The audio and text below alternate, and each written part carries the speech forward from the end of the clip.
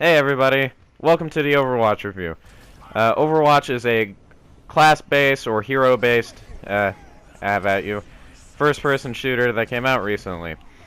And I've been playing it a bit, thanks to my friend Abram, who bought the game digitally so we could both play. This game is actually surprisingly great. I am not on board with online multiplayer shooters that are, that you pay for. There's only been two that I really liked, and so far it's just Overwatch and Rainbow Six. And what I love about this game is it's not really super competitive nature. I mean, you could totally play it esports, but the game encourages you to work more as a team instead of trying to get a bunch of kills. There's not even a kill-death ratio at the end of matches. In fact, if anybody hits an enemy and that enemy dies, that counts as a kill. I mean, yeah. But another thing I really love about this game is it encourages you to switch between the different heroes. Of course, not every hero is perfect for each situation, as different heroes are needed for different things, as they all have different abilities. Every hero at least has 2 or more abilities, and also an ultimate, which charges up depending on how much damage or how much healing you've done to people. Not only that, it's also like very addicting switching through all the heroes to see which ones you're good at and which ones you're bad with. And it's also really rewarding when you find a hero that you originally sucked with and just started doing really good with. Like my main heroes used to be McCree and Diva, but eventually I started getting better with Mercy and today actually Genji. It was crazy. But with this hero system, there also lies a small problem. As you can see from the footage here, you can have a team filled with 6 of the exact same heroes. Now, in this game, we lost, trying to all be Mercy, and only have, like, a few shooters, but some teams can just wreck if there are just 6 of them. Like, a lot of times we've seen 6 Bastions all go into turret mode, so it was basically impossible to attack the point.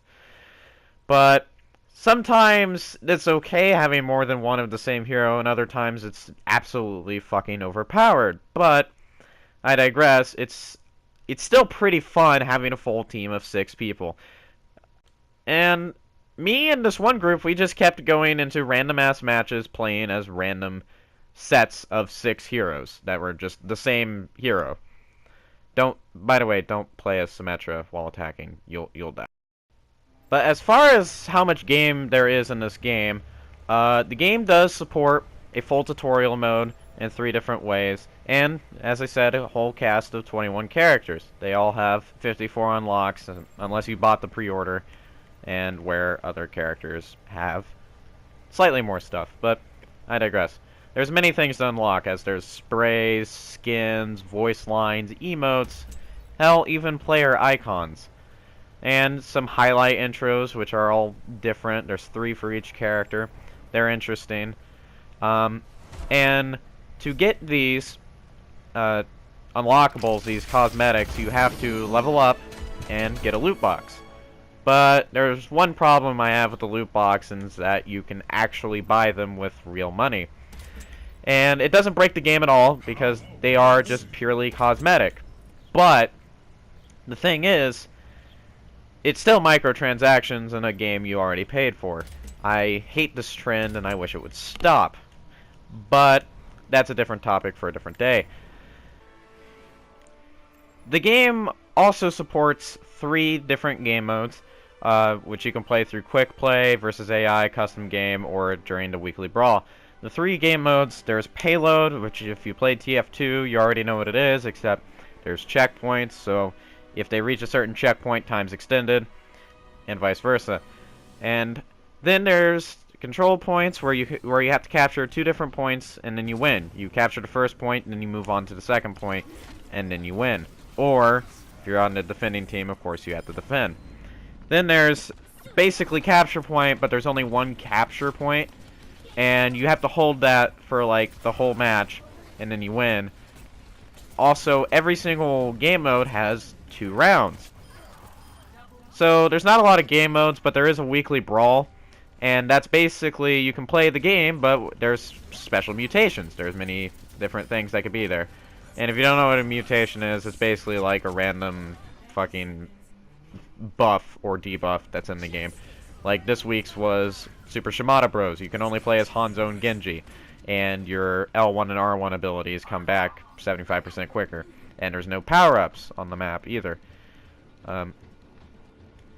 But still not a lot of content for what you're paying for. But Blizzard did say that all DLC will be free, whether it's characters, cosmetics, or game modes, or hell, even maps. There's also 12 maps in the vanilla game. This is the vanilla game as of like a month after it came out, basically. So this game might be way, way more content-rich 2 months down the line or something. But trust me when I say this, you will have a lot of fun playing Overwatch. The reason why is mainly because there's just 21 heroes. Okay, like, if it released with like 12 characters, it wouldn't be as fun because there's so much variety. Like, each character looks, acts, and plays differently. And they all have their own weapon. And not only that, like, some heroes can even counter other heroes. That's the way they made it. It's kind of like some heroes are specifically made to melt other heroes, but any hero can fight each other and win. But, as I said, still, you can have 6, like, Bastions on one team. That's fucking crazy. If you don't know who Bastion is, he's basically just a mobile turret that does insane fucking damage in Sentry mode. And it's still really fun, though, to find all the different combinations you and your friends can have to dominate the other team.